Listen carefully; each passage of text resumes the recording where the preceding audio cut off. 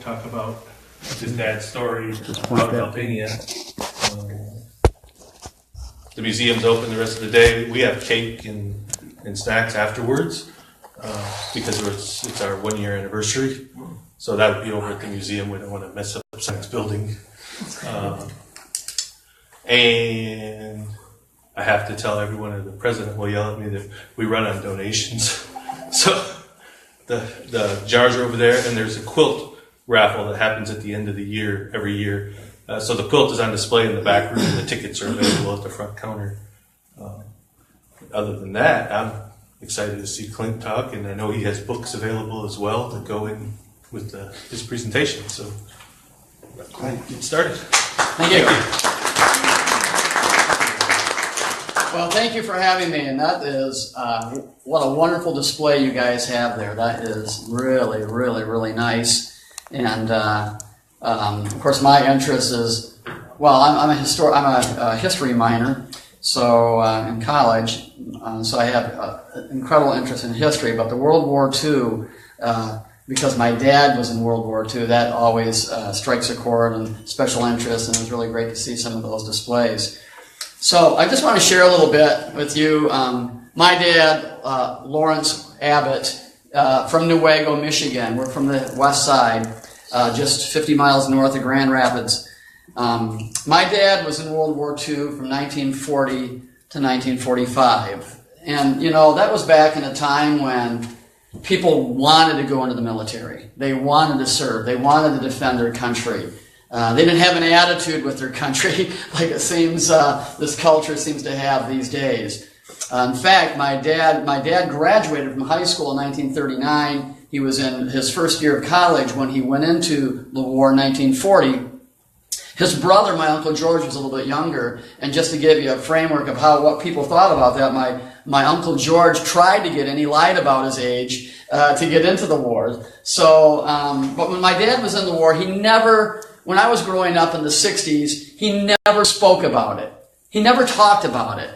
And some people did and do, but my dad wasn't one of them. And for a large part, that generation that we know as the greatest generation, many of them did not talk about the experiences. All I heard growing up was that he was in the Air Force, that he was on a plane that crashed in Albania, and that they walked a long way. And that was about all I knew because he didn't talk about it at all. There was one time, it was in the summer of 1980, I was in college, my younger sister was in college, different colleges, and we both had come home that weekend to visit the folks, and he kind of opened up a little bit and shared, but what I just shared with you, that little bit, that's what I got. He didn't share much at all. And then my dad, 2 years later, passed away in 1982 after retiring from General Motors. He was 1 year into his retirement, and he passed away from bypass surgery complications. And with him, the story. Fast forward 18 years to 2000, 1999, 2000. People are writing articles in our local newspaper over in the Newaygo, Fremont area. And my Uncle George, who was my dad's last living brother at that time, said, you should write a story. You should write his story because it's really interesting. And I really didn't know too much about it other than what I just shared with you. So I started doing some research and to write the article. Of course, by the time we had 1999, 2000, we got computers, we got the internet. And so I'm going online and I'm finding all sorts of information about them.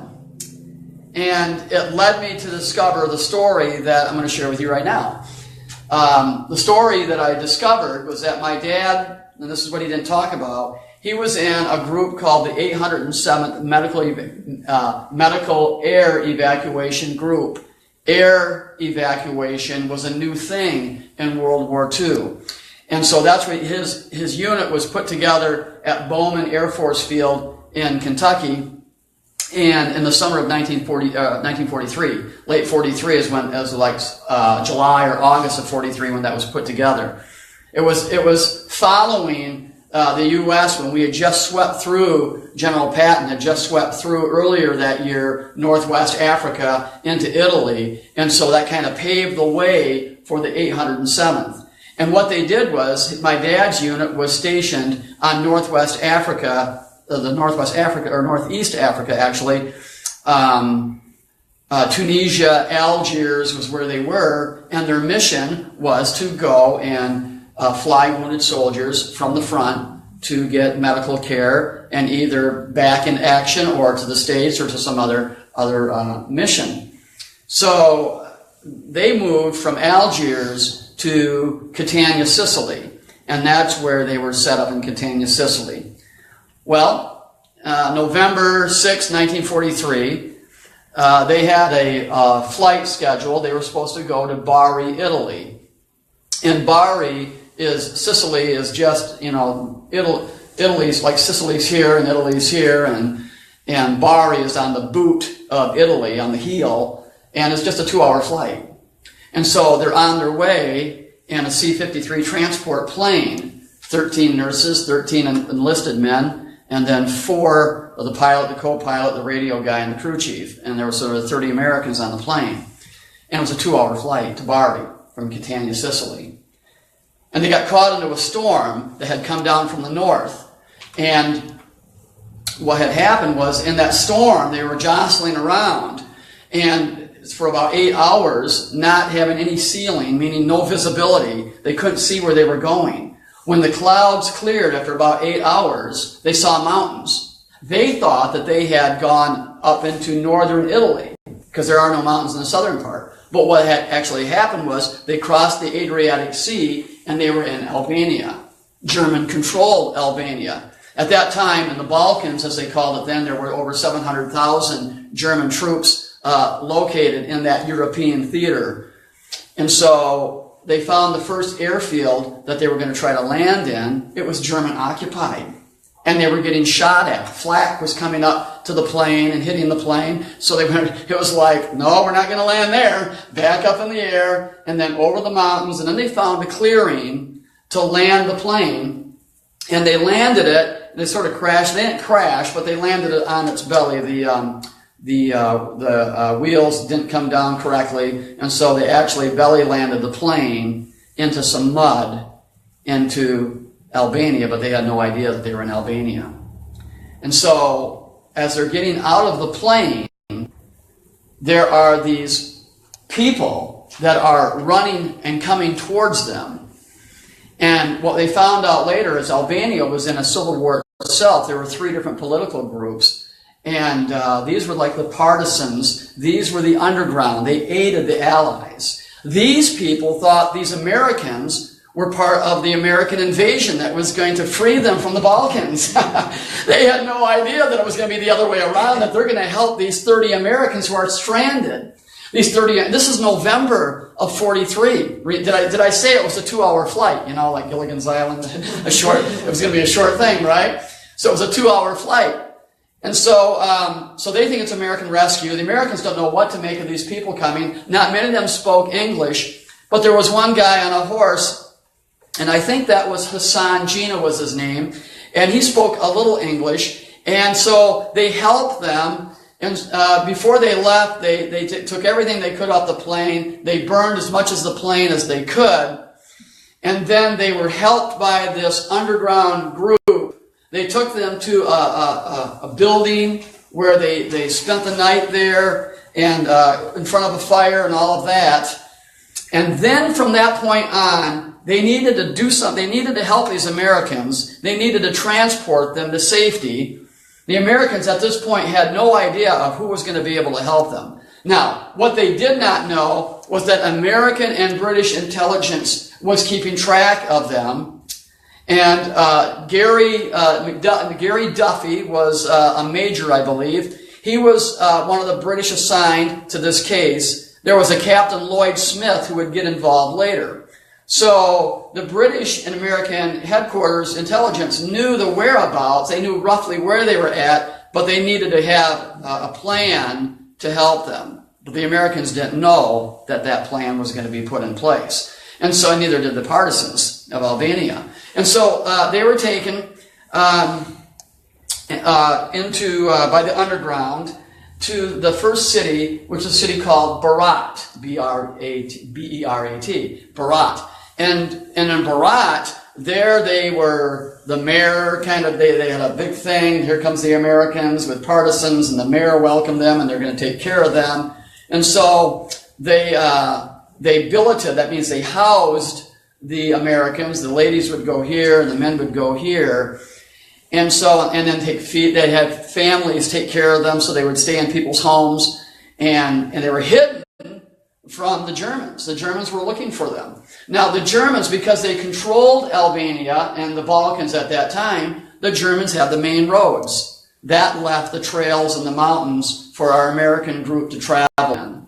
And so, in Berat, that's where they're being kept. The Germans are coming through. There's a German, I think that might be my phone just dying. So Facebook Live might be going bye-bye. That's okay. So the Germans are coming into Berat, and they're looking for them, and they're literally ripping the town apart. They're flying in. They're just doing anything they can to find these Americans, shooting and bombing, and it's an invasion into the city of Berat, and people are running everywhere. And they're saying, you can't stay here, you can't stay here, you've got to go, you've got to go. And so they would leave, and they got separated from one another, but they all met outside of Berat.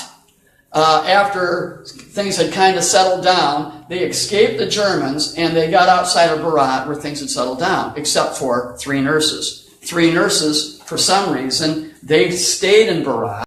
They were separated from the group. And so that left them then to go on this trail, this mountainous trail, this winding trail into the mountains. And like I said, this was November 1943. They were dressed for a 2-hour flight. They were not ready to spend the next 2 months in the mountains, some of Albania's highest mountains. They were not ready for that. They were not dressed for that. And so they went through the snow, they went through storms. There were times in which, as my dad described in his book, and there was a nurse that wrote in 1999, Agnes Jensen was one of the nurses. She wrote her memoirs in kind of a journal form. And she wrote that there were times in which it would be a blizzard, you couldn't see 3 steps in front of you. And they were on like trails going around the mountains, and literally just had to hang on to each other so they didn't fall off. And so that's what they were going through. And the guys gave the nurses, 13 enlisted men, 13 nurses. And by the way, nurses were not supposed to be behind enemy lines. And that makes the story really, really unique. And that's why it drew so much attention, was because of the presence of the nurses. The nurses were actually higher level in their rank. The nurses were almost all lieutenants, whereas the men were sergeants and privates and corporals of that nature. And then, of course, you had the pilot, the co-pilot, the crew chief, and the radio man. And so they're being led by Hassan Jinnah, and they're also being who was the first guy that came upon them, and also by a young student by the name of Kostik Stefa was his name. And both of those men would help lead the Americans. Now, the Americans during that time, as my dad writes, they had a level of trust, because they didn't really know what was going on. They didn't know if they could trust Hassan. They didn't know if they could trust Kostik Stefa. They didn't know if they could trust him.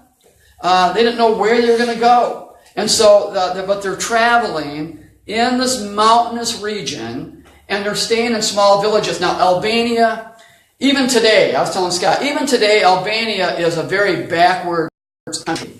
And certainly in November of 1943, the feel that you get was, it was almost like they were 100 years behind. That's where they were. And so they ate a lot of goat milk, goat meat is what they had. They drank a drink called, now I can't think of what it's called. It's like a whiskey. It's a raki, I think it's called. What's that? Raki. Raki, thank you. And they had that to drink, and